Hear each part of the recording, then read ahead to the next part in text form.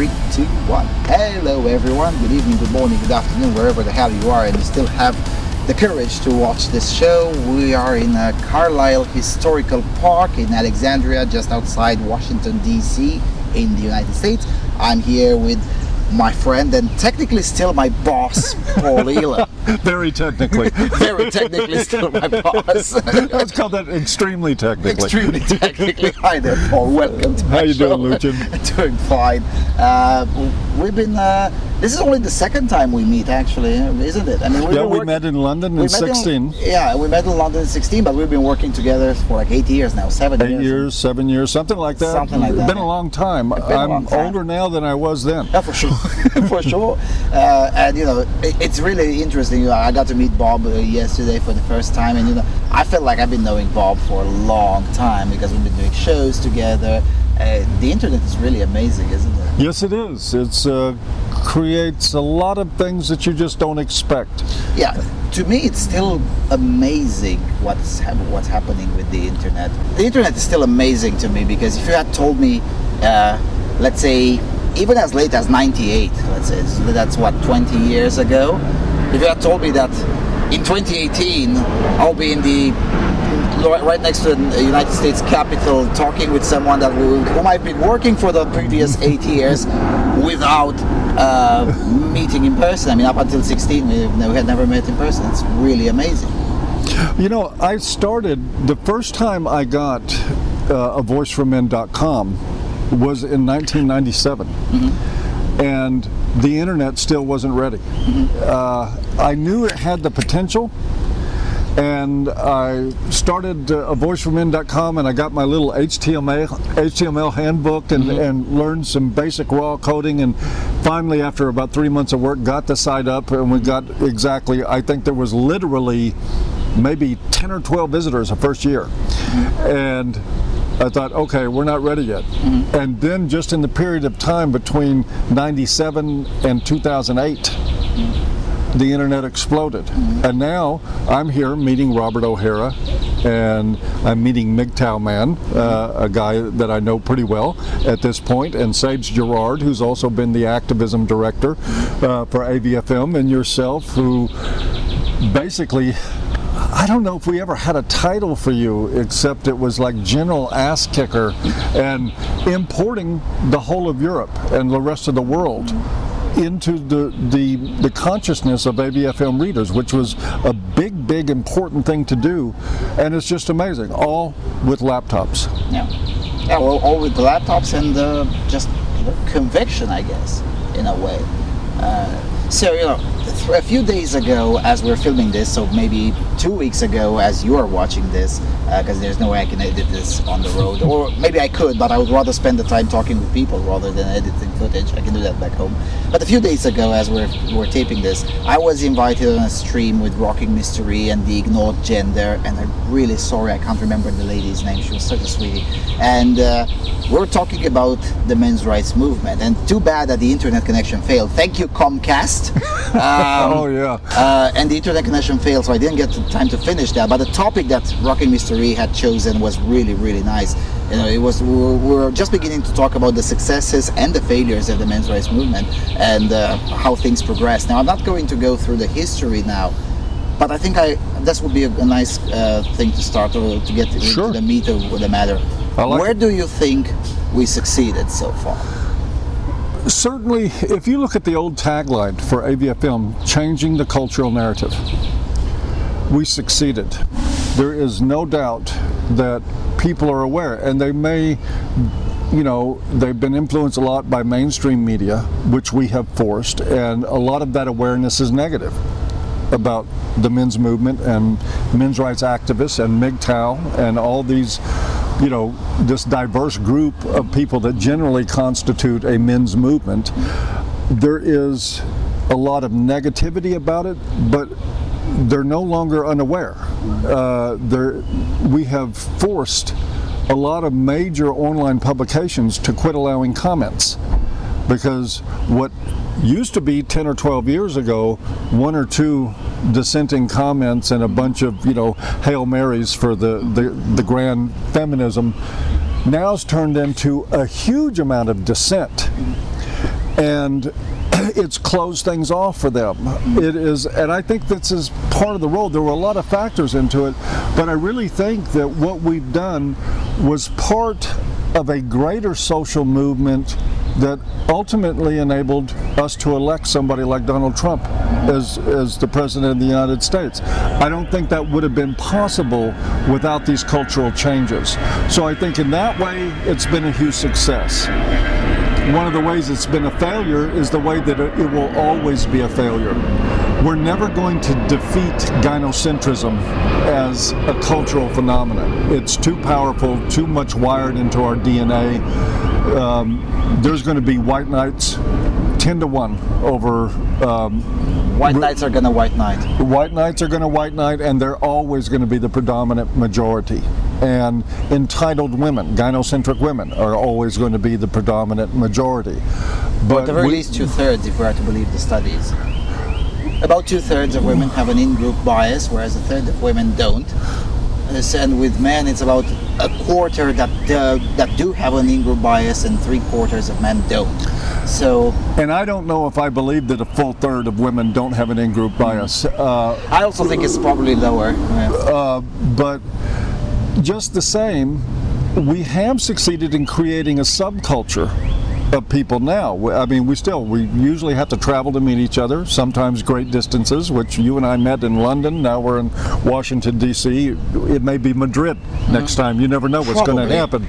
But there is that subculture, and there is a growing awareness, even among what we would call blue pill men out there, that, wait a minute, this everything about her and she and she and she and she and he for she, they're getting tired of that. I loved the he for she campaign. Oh yes, I thought it provided a very nice propaganda opportunity. Yeah. Every time a feminist opens their mouth, is a great propaganda opportunity. Yeah, I mean, this has been, especially in the early days of AVFM, or during my tenure anyway, we were doing a lot of inflammatory headlines, and mostly it was feminist content just repurposed for our purposes. Bash a violent bitch month. Bash a violent bitch month. Right out of Jezebel magazine. Yeah. And those things worked precisely because we were like, no, we're very, very pro-free speech. More speech for feminists, please, by all means. Precisely because there's no one that recruits better than the far-left feminists. And we've used their words against them, and of course they've attempted to use our words against us, but the problem is that when feminists are out there like David Futrell, I have words for him, but I won't use them now because of your audience's delicate ears. But when these people misquote us, take us out of context, cherry pick stuff and put it out there, it's always resulted in a certain percentage of readers saying, I got to go check out these hateful bastards and see what they got to say, and then they come and get the full context, and some of those people have ended up sending in money and saying, what can I do to volunteer for the website? Yeah, because at least a certain proportion of people will always be, holy shit, I've just been lied, as in blatantly lied. I don't like that. What can I do to punish the liar? Because although it's not true that most people have an inherent sense of justice, but some of them do.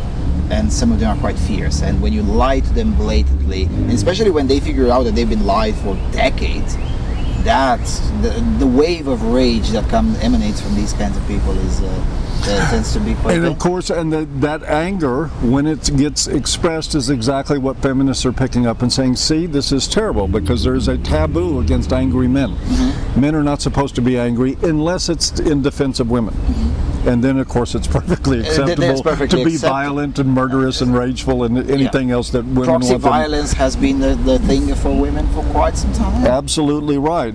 That's when it's acceptable, but angry on their own behalf, angry about how we're being treated as men. Oh no, you can't do that. And of course, the more you tell red pill MRA types, MGTOW types that they can't do that, sorry, yeah, they will prove that they can. Oh yeah, they will prove that they can. what's really interesting, and I've always liked to toy with this, men should be more in touch with their feelings. Yeah, okay, fuck you, bitch. Fuck your gynocentric system. Fuck. Oh, well, not that feelings. Of course, yes. And, John Gray, being the limp-wristed leftist relationship guru that he is, in his book Venus and Mars, he writes in there, and he explains it in the most honest terms that you can possibly imagine, about women wanting a sensitive man. He says, no, you don't understand. They want you to be sensitive to them, to the women. That's what they mean. He's having to explain to them, no, you're not supposed to be sensitive to yourself, ever. Or anyone else. And that's his recipe for a good relationship, is if you self-deny, erase your own needs, erase your own problems, and really focus on her. And he explained it, at least honestly. Yeah, and in this note, I'm wondering sometimes, and I know this is going to be, it's going to be even popular with some of my own audience, but what is the difference between this and the practice of Sharia law? In Sharia law, women's income is women's income, man's income is the family's income. He comes last. That's right. With his own money. So, how is that different from this more? I guess what John Gray is proposing is basically a softer version of Sharia law. It is, I think, every bit as coercive as straight out Sharia law, because it's forced on people in the culture, whether you like it or not. And if all you have to do is look at the divorce laws in Iran, and I recommend anybody come to avoiceformen.com and read Ali Merespan's article on the myth of patriarchal oppression in Iran, you'll get a wake-up call. Or even more details in the interview that I made with Ali about 4 years ago. It's still out there online. When I asked specific questions, pointed questions, and soon enough I'm going to go now with the camera in Iran, and I'm going to do a lot of that. You're a braver man than I, Gunga Din.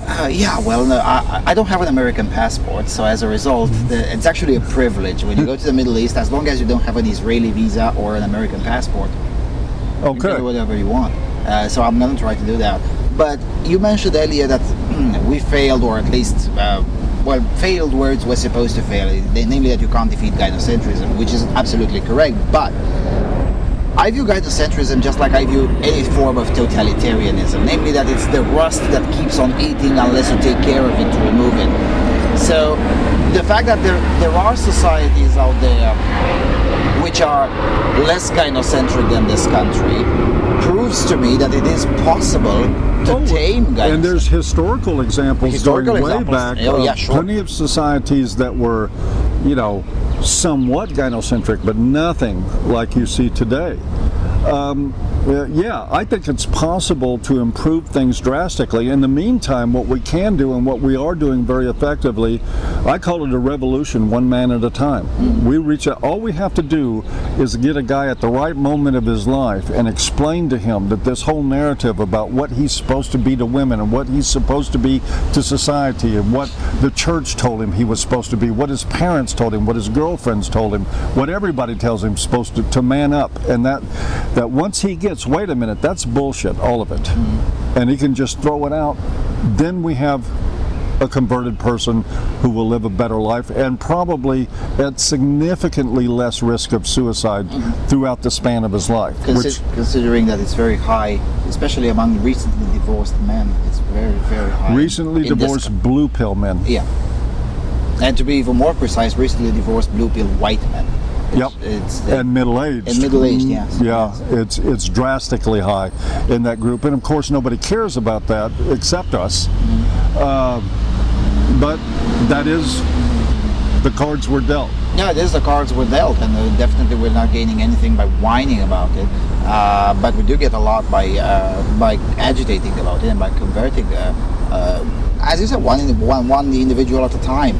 Although, and this is probably something that even most of the AVFM supporters probably never got. Ever since the beginning, we were engaged in a long game.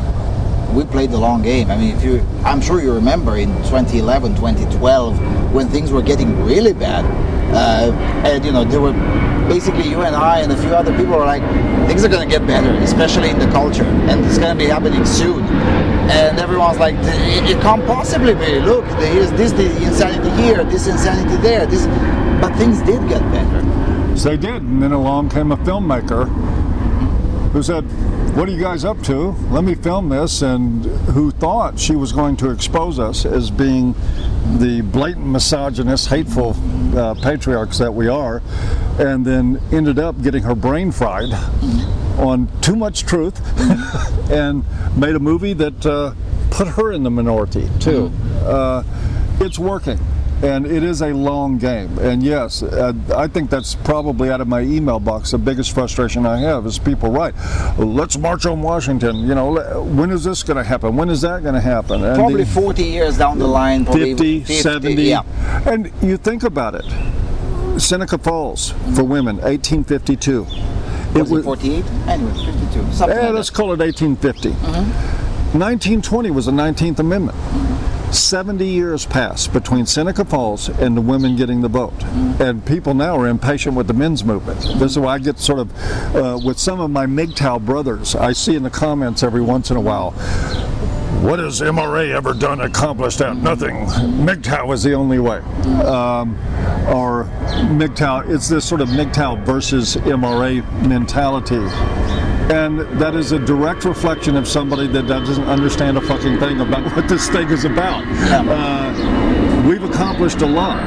We've accomplished what we set out to accomplish, which was to start changing the dialogue. The realized benefits are down the road with generations of men who are raised with a different mentality about who they are in the world. And eventually this stuff will, I think, pan out. It may take 100 years, it may take 1,000, but eventually it'll happen. I don't think it's going to take 1,000. The way the world is moving, because the world is moving, is spinning faster, metaphorically speaking, although I think physically too, because the axis has been warped a little bit. But it's definitely spinning faster, metaphorically speaking. And I don't think it's going to take 1,000 years, but yeah, about 70 to 100, that's probably unappropriate. Well, we went from the left being totally in charge of American politics to Trump in what seemed like overnight. Yeah. You never know how fast things are going to change. 10 years. Yeah. It took 10 years, yeah.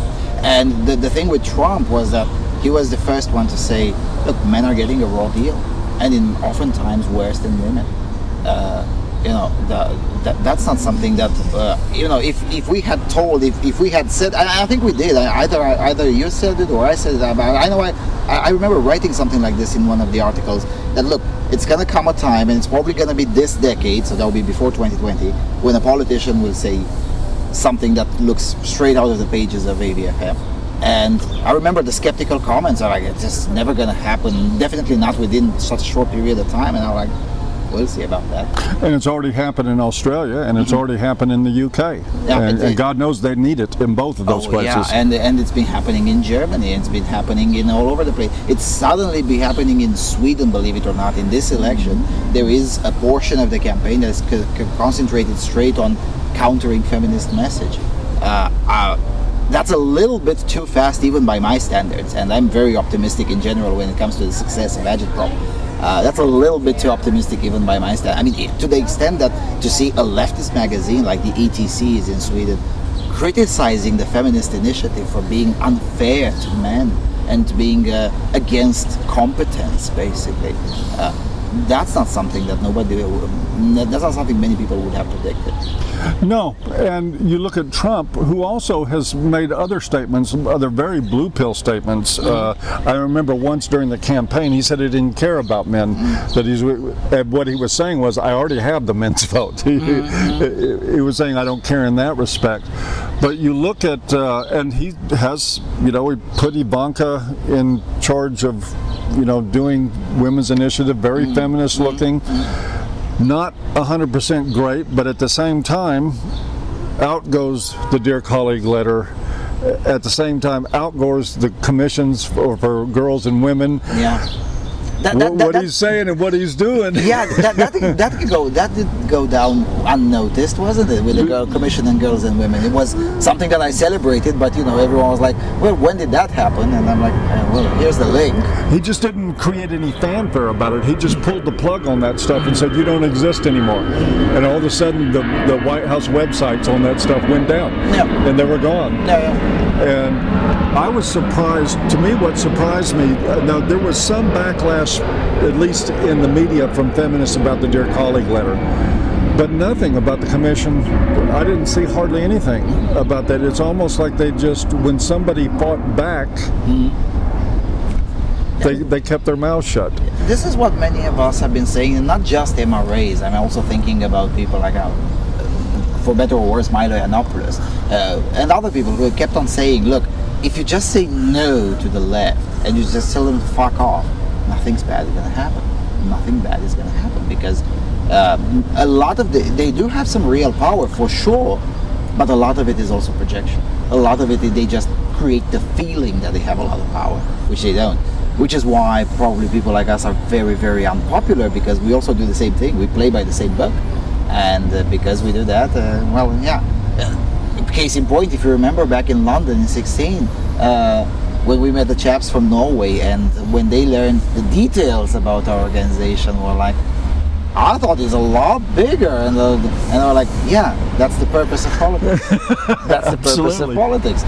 Just like here, I mean, SJWs, they're a force to be reckoned with, but at the end of the day, how many SJWs are in the United States? Maybe 100,000.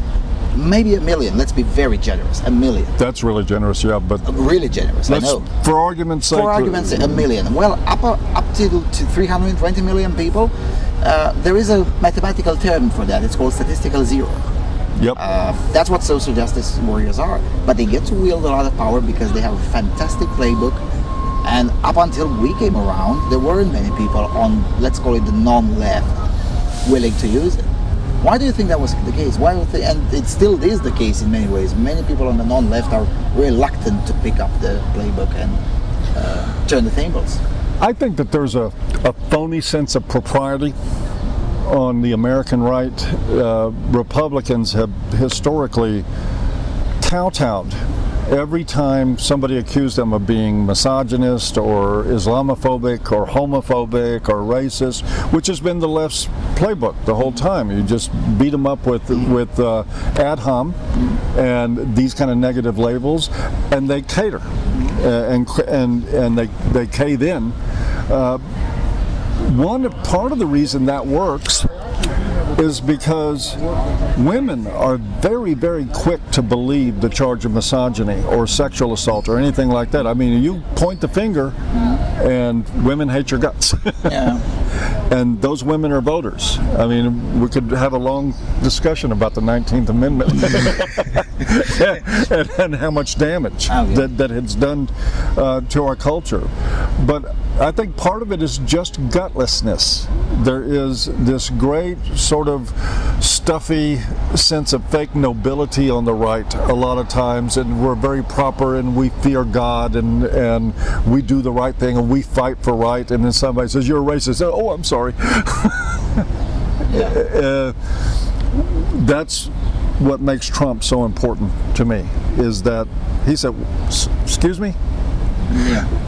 And then does that, and he goes on and does his business. Yeah. If 20% of Republicans in office did that, this thing would be over in 3 days. Yeah. VAWA would be gone. How do we get more Republicans to do that? I think it's by shaming the ones who don't. The governor of Florida twice vetoed bills to end lifetime alimony in that state. A Republican conservative governor. And of course, this is all done in the auspices of pro-family. It's not pro-family. It's pro-family destruction.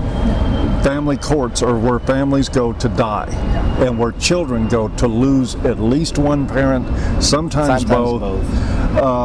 Or effectively lose both. When you've got a crazy borderline alienator for a mother and she has custody, you don't have a parent anywhere. I think we have to educate Republicans, and let's face it, they're the hope.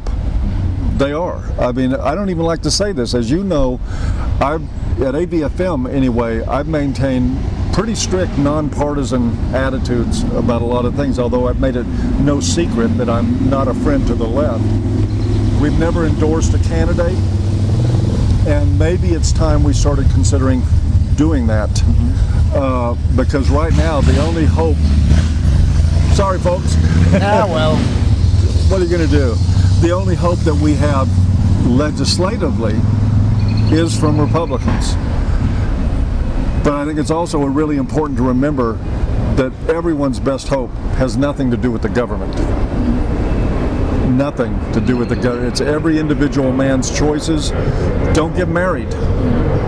Don't get married and you don't have to worry about family courts. Yeah. And the thing is that this is probably the hardest message to sell. Don't get married. Because whenever you put it in these terms, a lot of very decent people, and especially very decent men, what they hear is don't start up a family, and they hear anti-natalism. And every time I have to explain it every single time, I'm not saying don't start a family, I'm saying don't get married. Don't get the state into your bedroom. A ménage à trois is still a sin. I'm just saying. Depending on who you ask, but a ménage à trois with the state as your third party is always a sin. It's always a sin, yeah. Yes. Even for atheists is a sin. Yes. The atheism of peace commands you not to commit that kind of sin. But yeah, so whenever you say don't get married, I'm sure that you get this a lot. What do you mean? I want a family, I want a child. And I'm like, yeah, sure. But you can have those without involving the state. You just have to think pretty radically outside the box to figure out how that's done. And there's surrogate parenting, there is adoption, there is a lot of options. But what most men that are resisting that message fail to understand is that when you have a marriage that creates a child, that child is on loan to you. That's not your child. It is the state's child. It is her child. It is not your child, and a million men a year figure that out the hard way. I hear from them every day. Believe me, the emails I get are heartbreaking, of men begging for help, getting waylaid, not knowing what happened. I can't believe that it happened. I can't believe that the court is doing this to me. Well, yeah, that's what happens when the state is a third wheel in your marriage. The wife is temporary, the child is temporary, and when they go away, you're still married to the state. Yeah, we should never be worried that the feminists are throwing a big tantrum now over incels, and I'm like, there is no such thing as incel. The state fucks us all. Nobody dies a virgin. I mean, come on. Not a complete virgin. Not in that way. Not a complete virgin. Yeah, but you mentioned the family courts, and I want to point this out. It's a lot more extreme here in the United States than it is across the pond in Europe. I mean, the UK is full insanity, but the UK is full insanity in many, many aspects. But when you go down to continental Europe, west or east, things are not that harsh. And in some places never have been. And in some places they have been, but they've been brutally reformed, such as Spain. You remember we were involved in changing the things in Spain. But overall, continental Europe has never been that harsh. I mean, there is no such thing as debtor's prison for alimony in continental Europe. It just doesn't exist. The whole concept is foreign, completely foreign. What makes this country so extreme in these respects, when compared not just to other Anglo-Saxon or Anglosphere countries, but also when compared to other Western countries that don't speak English, like Germany, for instance, or it's Poland? the dual-edged sword that conservatism is part of our great hope, but also conservatism that is blended with church indoctrination and morality ends up being very punitive. I mean, Victorianism is probably stronger in the United States than in its original source in England, much stronger. And we take a very dim view. We take a dim view of men who don't produce. even if they're single, no children, anything, if a man's not working, society here hates him. Even if he's not able to work, he's seen as extra baggage for society. But if a man has children and owes money on it, we consider it, I'm saying this theoretically, because I don't agree with it, but we find a way to destroy him. It's the equivalent of picking up pitchforks and torches, and he owes, if you owe money to the IRS, they don't put you in prison. I mean, you have to like fail to file or try to cheat the IRS, then they'll put you in prison. But if you just owe a big tax bill and can't pay it, they don't put you in prison. If you have any other debts, they don't put you in prison. But if you owe money in the name of a child, prison, which of course is totally crazy, because how does a guy earn the money to pay the debt to begin with? It's not going to be by working in the kitchen at the prison, for sure, washing pots and pans. But I think it goes back to Victorianism. I really do. I think that the whole idea of what a man is supposed to be in church, in terms of religious notions, is at the root of why we're so punitive with men who owe money over divorce or alimony or child support. Right, but how did this get preserved so harshly here when compared to anywhere else where it was exported to? Because this country was not the only country that got Victorianism exported to it.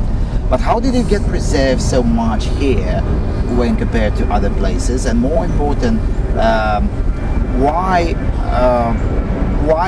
hasn't even though it's the most religiously diverse place on earth, the United States for sure, still the religious view of these things has remained consistently harsher, even when compared to the Eastern Orthodox Church, which should be the harshest and the most conservative, or when compared to even with the Catholic Church. Why do you think this is the case here? Well, I mean, this may seem like a simple, glib answer, but I think that white knightism and basically being a cuck is a part of American culture. I really believe that. I mean, we are vicious about this stuff, and you're right, we are religiously diverse. We have a doctrine of separation in church and state that's supposed to be one of the most sacrosanct, very, very important and inviolable parts of our constitutional liberties, yet we have blue laws, yet we explain what the blue laws are for my audience. Blue laws are, like for instance, it was only recently in Texas that you could open a store on a Sunday because you weren't supposed to work on God's, on the day of worship, so you can't sell, never mind a pack of cigarettes, you can't sell a can of Coke. They finally got that reversed, but still, even liquor store hours are regulated according to Sundays. Is that apparently Jesus don't want you to drink during church hours, so Sunday's no good. You can't sell liquor there. And it is the governing of people according to religious law. Blue laws are religious laws. They are theocracy in action, and that's always been a part of American culture. It's been a part that we remain in denial of. A lot of Americans could say, oh yeah, we have blue laws here, but they really won't know the origin of that, where it comes from. And it's all from the influence of religious people on our governance. And probably geography helped a lot to preserve them for much longer than they did in Europe, because when I was traveling in the Midwest, we found a place that is almost sort of I guess you call it the dry county. And we're like, yeah, who cares? It's going to drive 20 miles further. It's going to be another county that wants to do business. So probably most of these things got preserved for so long because even dissidents were like, well, who cares? I'm going to drive an extra 10 miles or whatever. Of course, and what that resulted in, and you can find, like in the eastern part of Texas, every other county is dry, about half of them. And so what people do is, they live in dry counties, they drive to a county that sells alcohol and get drunk and drive back.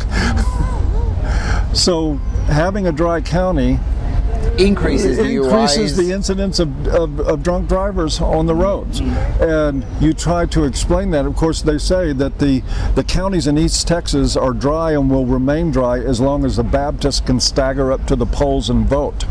Because all of these dry counties, everybody's barn out there is full of booze.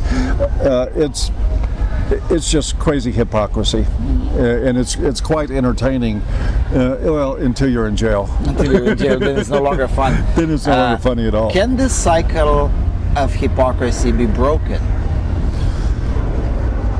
I think we gradually, most of the blue laws in Texas have disappeared except for the sales of liquor. Now all businesses are open on Sundays. Over time, yes, and with enough of the right lawsuits, I think it can happen because they're patently unconstitutional. But I don't know about the will of the people. You look at what's happening in family courts. You would think with as many families has been destroyed, as many children's lives that have been destroyed by our family courts, that somebody would wake up to it, but never underestimate the power of denial. When you're in a culture that is blue pill, for lack of a better word, pointing out the obvious is sometimes one of the most unwelcome, aggressive feeling acts in the world. Oh, by the way, your kid wouldn't have ended up in prison if he had a father. Well, that's an offensive thing to say. Yeah, and it is a tough, a hard pill to swallow for sure. What's your view on judicial activism? Because you mentioned earlier with the right lawsuits. As long as it's on the side I want, I'm fine. I mean, I'm going to practice the same hypocrisy. I really know, in all honesty, my preferred way of approaching the law is judicial activism, but only because I'm a constitutional conservative. I believe in following the Constitution, and if you do that, that would be like a form of activism for the values that I want to live by, and that values that I think work best for society get expressed quite well in a strict interpretation of the intent of the Constitution and nothing else. So, and that's really not activism, that's just following the law. So, in the end, judicial activism is about undermining the Constitution. Constitution speaks for itself. It's very plain. And if we have judges, both at the federal and state level, that are interpreting law according to the Constitution instead of according to the left-wing segment of the Bar Association, which is what they do, then everything turns out okay. But we're far from that. Our Ninth Circuit in the United States, just a liberal blister waiting to be popped. It's like the SPLC had its own court. Yes, in many ways. Exactly, and they totally disregard the Constitution with most of their rulings, and that's why they keep getting overturned by the Supreme Court. Because they're not following the law. That's judicial activism, and right now the Supreme Court is practicing judicial correction and executing according to the law. And if we can just get rid of one or two more justices and get Trump to appoint them, things will be good for quite a while. I know a few of them who are over 80. Maybe that will be about right. Ginsburg. Go, baby. Go. Either die or quit. But do one of the two, please. Yeah, that would be fantastic. Now, I guess I misspoke a little bit, because what I meant by judicial activism was like launching lawsuits by individuals, let's say on our side. And I'm thinking here specifically about those wonderful chaps over at NCFM who continuously follow feminist businesses and feminist clubs, and they purchase tickets and then sue them for under the Unruh Act in California. I'm very excited whenever I read that kind of piece of news. I'm like, how can we get 1 million like these per day? It all depends on the dollars. That kind of judicial activism. Okay, I thought you were talking about activism from the bench, but you're really, I guess both. You're talking, but you were talking mainly about the type of like NCFM using UNRWA to sue these places for discriminating against men. I'm all for that. The prohibitive factor is the expense. It is American courts I mean, one simple lawsuit, you could run into $1 million in legal fees very easily. I mean, and who has it? Especially what men's advocates have it. If it came from the right, though, if you could convince, like, Tea Party members, that crowd, to raise money for judicial activism, you might have a really good impact. I mean, right now, NCFM is suing Selective Service, and they've been trying like crazy to get this thing dismissed, and they have failed. The lawsuit continues, and it's going to force them to either start forcing women to register for the draft or to end Selective Service altogether. And I would be fine with either result. No, I would be fine with ending it, because that's a law that is wrong applied equally, it makes it equal. I stand corrected. You're absolutely right about that. The better option is to end it. For instance, I've read in one of my daily stupidity kind of videos, there's a guy from New York that's now suing several universities, some of them for discrimination against Asians and some of them for discrimination against white men. Could we get more of that? I think we're going to see more of that. I think that's part of the pendulum swing. You're going to see, that's why we have a recent upswing in lawsuits, Title IX lawsuits, because when you write laws, you have to remember they can swing both ways, and we're seeing a great uptick in that. And I think we will see more and more judicial activism in that form in the future. I think it's inevitable. One, they're still practicing a lot of discrimination, particularly against men, and even more particularly against white men, and in many cases against Asian men. Basically anybody that excels is subject to being discriminated against. And the lawsuits, you know, unfortunately, when you discriminate against people that excel, they tend to think, how do I get back at you? And that's what happens, and I think we're going to see a ton more of that. I'm convinced that we're going to see a lot more of these lawsuits. All right, let's shift gears a little bit and let's talk, because now this is really weird to me, because in Europe we don't frame things like this, but here it's very hard to avoid racial politics, sadly. So because I lived in Chicago for about a week before I came here, and I'm going back to Chicago for a few more days, we're going to talk a little bit about inner cities. How do you think, will things change anytime soon over there? Because on one hand, and I have to say this, they say poverty in the inner cities, and I'm looking at, well, I know allegedly rich places in Europe that look far worse than the allegedly poor areas of the United States, including the inner cities and the ghettos. And no, it's not really that much poverty. As it's relative poverty, I guess, when you compare it with Bill Gates, but when you compare it with most of the world, including developed parts of Europe, it's not really that bad. On the other hand, it's a mentality problem. The mentality in many of those areas is, I guess I have to say, just wrong. It's played wrong. Sure. How, or if, can that be changed? I think it can, and I think it's being changed as we speak. And again, we're going back to something long game, and this is a very long game.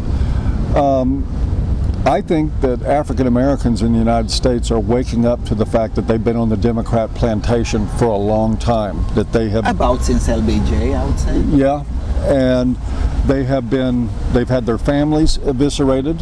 They've had arm's length white social justice crowd come in and decide it was better to give a black woman money if she was willing to kick the man out of the home, which of course did wonders for the black family, namely it destroyed it. And Democrats come around every 2 years or 4 years, as the case may be, whenever there's elections, and they remind the black community how indebted they are to Democrats for all the wonderful things that they're living with on the south side of Chicago. Grand place. I suggest visiting it sometime if you want to see a wonderful, safe environment. I did. And I don't have footage from there because it was so safe that I wouldn't want to spoil it by videotaping it. Exactly. Well, and when areas are pristine, you leave them alone that way. But blacks have been sold a bill of goods. Some of them are starting to react, finally. And I'm not just talking about Kanye West. No. I'm talking about black people in the community are looking around. And yes, you're right, Lucian. When we talk about real poverty, it's a world of difference between the south side of Chicago and Ciudad Juarez, where you see real poverty, people living like in dirt huts with a piece of tin over the top and no running water. And that's best case scenario. Yeah, and that's best case scenario, and it's one stacked on top of another in filth and squalor. We don't have that kind of poverty in the United States to speak of, but it is relative poverty. The fact that black children in many black urban environments can't play on the streets. They might get shot. No telling what will happen to them. And Democrats have not improved their lot at all. If anything, it's gotten much, much worse. They've undermined the family, and I think they're beginning to wake up to the fact that there is a lot in conservative values that would ultimately benefit disadvantaged communities, and would absolutely do that. And I think, depending on the success of our current president, if he continues to eat away at black unemployment and Hispanic unemployment, minority unemployment, and if he follows through with his commitment to urban revitalization, that we've got a chance that the black community will finally see the light and get out of this trance that they've been in about Democrats being on their side. I mean, that's the party of the Ku Klux Klan. Yeah. What was it somebody said? I haven't seen Democrats so mad since we took their slaves away. Since we took the slaves away, yeah. Because I was reading, especially in the books of Thomas Sowell, this is made very clear. For instance, the illegitimacy rate during slavery times among the black population or the Negro population was about 2%, maybe 3%. Before the New Deal, a few years before the New Deal, there was when there was talk about introducing New Deal type of legislation, there was a black author, I can't remember his name now, but he wrote an article that appeared in the New York Times, believe it or not, called "The Tragedy of the Negro." And he was mentioning then that it was already bad that the illegitimacy rate among black population was 8 or 9%, and he was thinking it was a huge tragedy, and he was arguing that the New Deal type of legislation would make things even worse. And of course he was ignored. And here we are in the current year with the illegitimacy rate among whites to be about 35 to 40%, and amongst the Negro population about close to 80, 75. And don't think for a minute that this was not by design. It was absolutely, and this is the one of the things, some of my frustrations, when I see what passes for leadership in the black community politically, where you see these phony bullshit artists like Al Sharpton, Jesse Jackson, walking around in $5,000 suits, being lauded by the community when they are selling their community out, leading the blacks in America right into brick walls, and saying, "See there, vote Democrat. We'll see you in 4 years when we need your vote again. In the meantime, don't try to kill each other off too much." People don't realize this was designed. It was absolutely intentional. Just like Margaret Sanger wanted to exterminate and practice a form of eugenics by aborting out. What do you mean, Margaret Sanger, that is now it's considered the role model for Hillary? Yes. You mean she was a genocidal fascist? Oh my God. Yes, she was a genocidal fascist. Oh wait. Yeah. Not only that, but was it she or her assistant that was sending letters down back and forth with Hitler? I think it was her assistant. I think it was her assistant. Yeah. But I know it was her that met with the Klan. And was one of the founders said, we don't want the word to get out that we want to exterminate the Negro population. Her words, not mine. And also was one of the founders of the Women of the Klan chapter, the late Klan, after the 30s, or after the 20s, sorry. Oh, that is, by the way, the founder of modern-day Planned Parenthood, which has the benefit of all of our tax dollars. Yeah, I wanted to go with the camera inside one of the HQs of Planned Parenthood in Chicago. The problem is that they're all in terrible areas. Gee, I wonder why. Oh yeah, because abortions are good, especially if you want to get rid of poor minorities. Yeah. Do I think that there's a possibility that they will wake up to this, that things will change? I think they have to. Reality is going to force it down this road. No matter how good it feels to vote for a dope-smoking, saxophone-playing Bill Clinton, the real black president, no matter how good that might feel, the fact of the matter is, Trump was right. What do you got to lose? Look at Chicago right now. What does anybody have to lose there? It's a tragedy, and it's a tragedy that they haven't woken up any sooner. And I hope it continues to escalate, and that there's a lot more awareness about just what a raw deal the Democrats have been for anybody that is an actual minority. All right. How about, how do we mix, because you spoke a lot about the tragedy of destroying the family and whatnot, how do we transmit this message better in conjunction with stay away from the family courts, keep away from the state? How do we mix this and make it, how do we make ourselves better understood, I guess that's my question, because again, it's a huge frustration. I think it's with MGTOW. Keep in mind, there's no magic bullet for this. I mean, it's so complicated and so ingrained, and it's been going on for so long that there's no legislation to pass that's going to fix this in any short-term aspect. I think the more men quit participating, just check out completely, don't breed with single women, and that goes for men of all races, just quit doing that shit. No more baby daddies. I mean, eventually what we have to do is put the onus on the people who are getting screwed the worst. You got to take responsibility for it. Check out, go MGTOW, go off the grid as much as you can.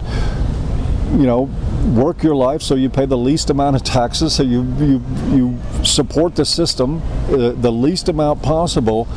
Right now, Japan, with the grass eaters, the government is losing their freaking minds trying to figure out how to incentivize men to come back to the culture, right, and marry and have children, and things. Their birth rates are dropping. It's their future is a nightmare there right now. It's waiting to unfold, and they're trying to figure out how to entice men, but they can't seem to stop shaming them because they make fun of the grass eaters a lot in Japan.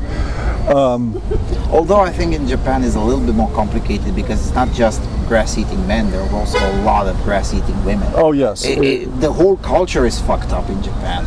It's not just, of course there is the regular masonry and the regular Gynocentrism for sure, but then there's also, on top of that, there is the inherently authoritarian and merciless, I guess I would say, type of culture that the Japanese people have been raised into, and only the last 2 generations started saying, you know what, fuck that shit. But that's a great example, is that eventually, when you have a set of dysfunctional rules, like we have with minority politics, victim politics in this country now, when you've got a dysfunctional set of standards that ultimately creates a lot more harm than it does good, eventually people in the culture will wake up one day and say, you know what, screw this. This is no good. That's what's happened in Japan. That whole, man, you're right, brutal autocracy in Japan. That's their standard. Work yourself to death. It's one of the few countries in the world where the government is actually more libertarian than the population. Japan is one case, Saudi Arabia is another case, but there are very few of them. Usually it's the other way around. The government tries to be more authoritarian and the people resist. But in Japan, it's the government was trying, stop being so bloody authoritarian. And I don't know if it will work, but I don't know how because the reason I'm asking is, they have roots in that. I mean, if you go back to Hirohito and to even earlier than that. Yeah, and the way the culture was for 1,000 years, very, very authoritarian. Yes, but the reason I'm asking this is because I want to eventually develop a way to transmit this message in such a way that is still conducive to building families, but at the same time careful with the well-being of men, because I'm not against forming families. I'm not against having children. I'm not an anti-natalist by any means of the imagination. But at the same time, there has to be kept in mind that in certain countries, especially this one has to stay away from the trouble. And I don't know how to develop this message in such a way that can be easier to transmit without all the, because it's nuanced, it's complicated. Part of that will have to, unfortunately, and I hate to get real activisty on it, but part of that's going to have to require change in laws. I mean, if you don't, right now, you have every legal reason not to even procreate. It is just, it's a bad investment, unfortunately, and we got here with crazy feminists guiding us toward a society in which procreation is too much risk for men. The only way I think that's ever going to fully change is with changes. One, just burn all the family courts, burn them to the ground, then bulldoze the ground over and build something new in its place. Build a Trump Tower. Yes. Well, the problem with family courts is that rather than restructure families that are breaking up, which would be the sensible thing to do, okay, how do we restructure this? Not how do we divide all the shit and fight over it and pay the lawyers and stuff like that, but we got a family that's not working. How do we lessen the impact of the problems on the children, on both of the adults involved? How do we restructure this family so in a way that people can live with it? How do we take the legal incentives? The lawyers making money off a divorce needs to end. Yeah. It should be no profit. It should be like nuisance work, like traffic court. Yeah. Is what it should be for lawyers involved in family courts. Child support should end except in rare circumstances. There should be shared parenting, and I fully believe as long as you're going to, ultimately I would not involve the state in marriage.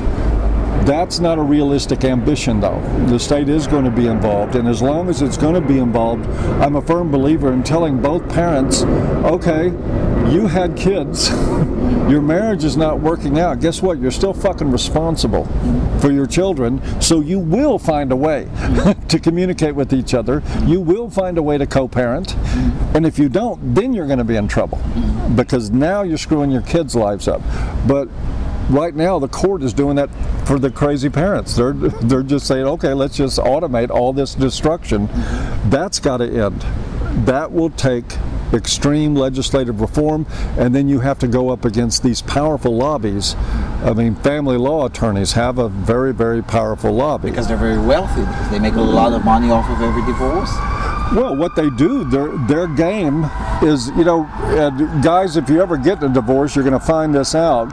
One of the first things your attorney will ask you when you get a divorce is, what are your assets? Yeah. And they're not asking you so that they can figure out how assets are going to be divided.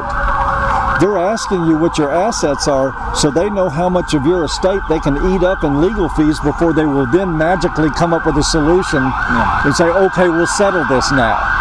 But only after they have all your money. I was afraid the feminist police is coming, but they called on us. Yes, something's burning probably. Anyway, but yeah, this whole thing, the whole business with family court has always been astonishing to me. But how about reconciliation? I mean, the whole notion of reconciliation is quite popular in Europe, especially Eastern Europe, but also Western Europe increasingly, but almost unheard of here. Or any form of reconciliation that doesn't involve lawyers, that doesn't involve discussions about money, because in the end, lust for money corrupts everything, and I believe that even as an atheist. But just reconciliate. Let's see how we can make this work first and foremost, and then see how we can manage the separation in such a way that reconciliation is not really a thing here.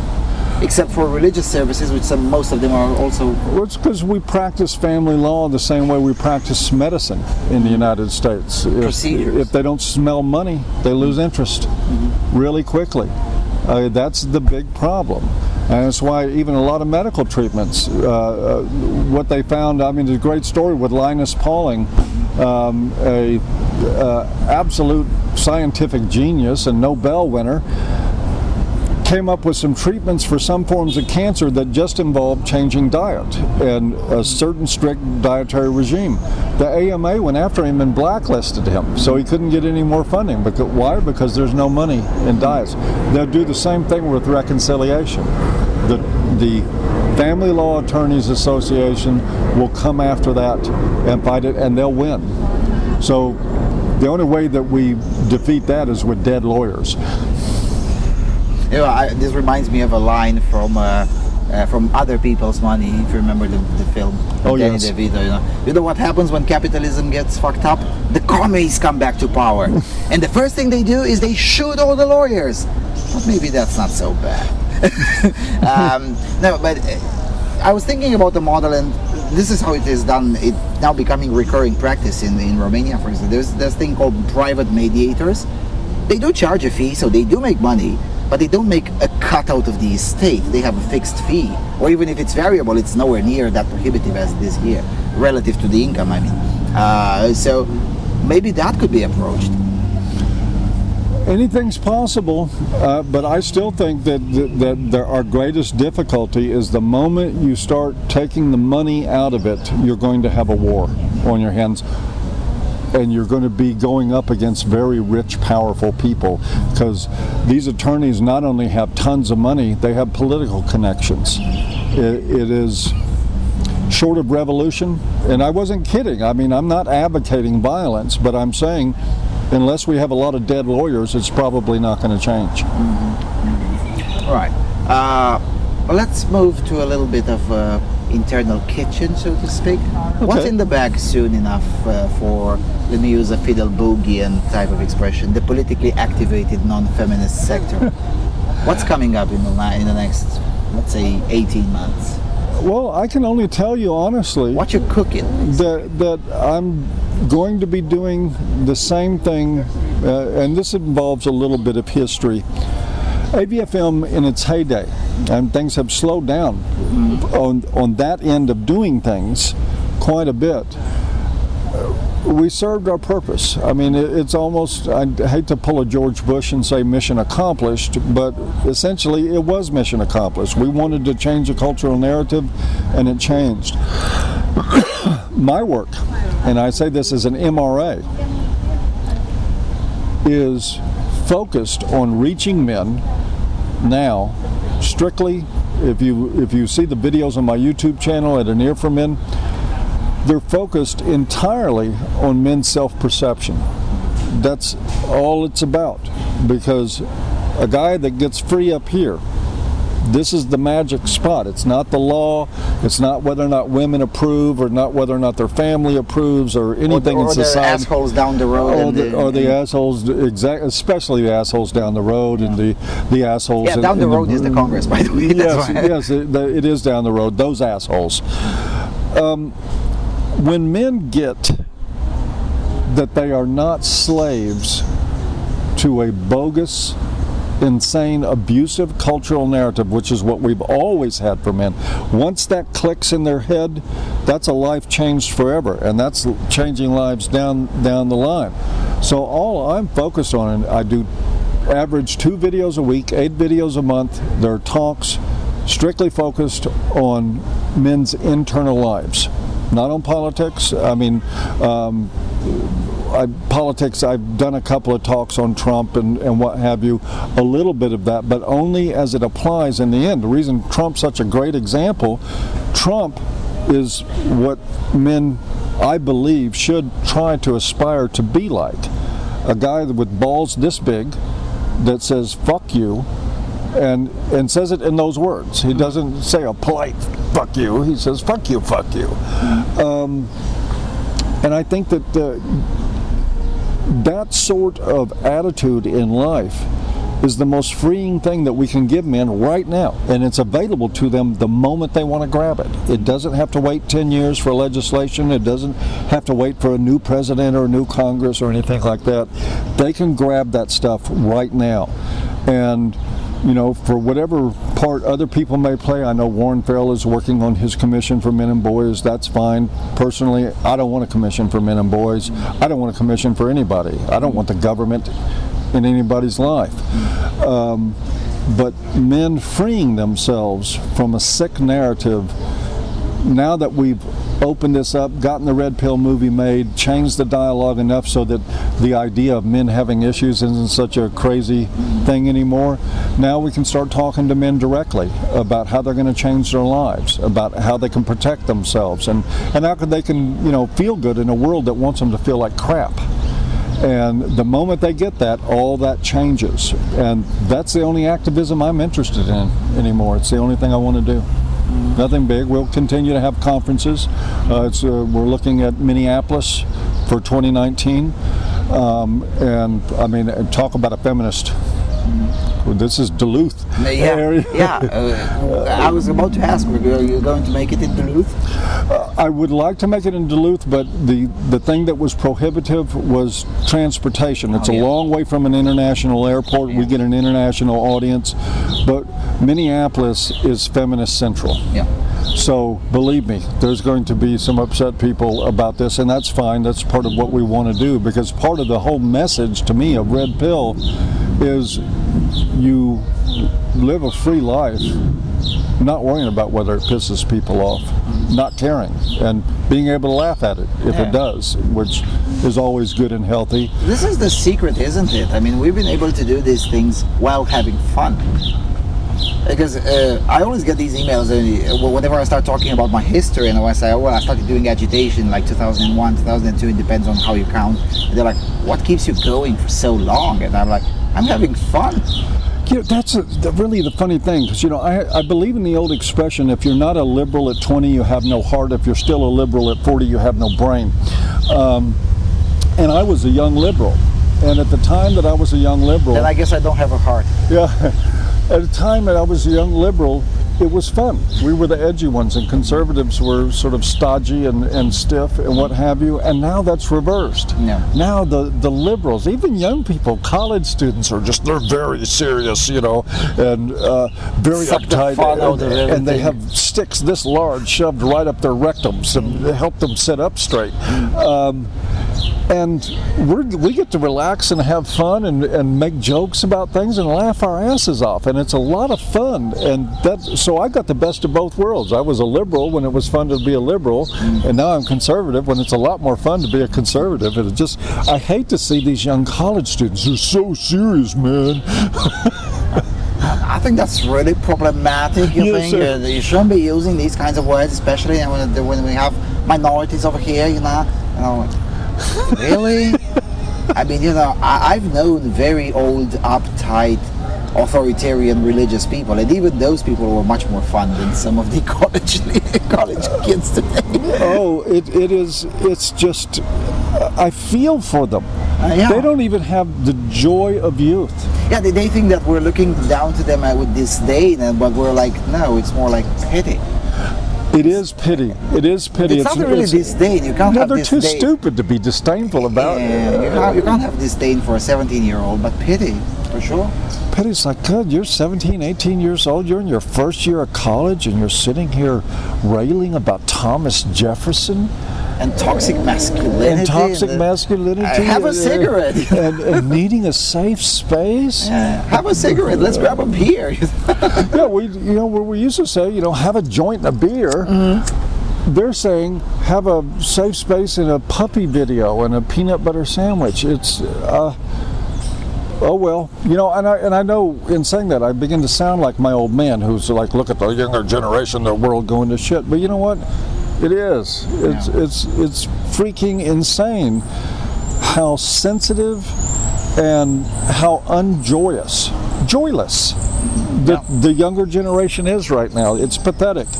And I feel for them, but they need to shut up and let the adults take care of business. Mm-hmm. Mm-hmm. Right.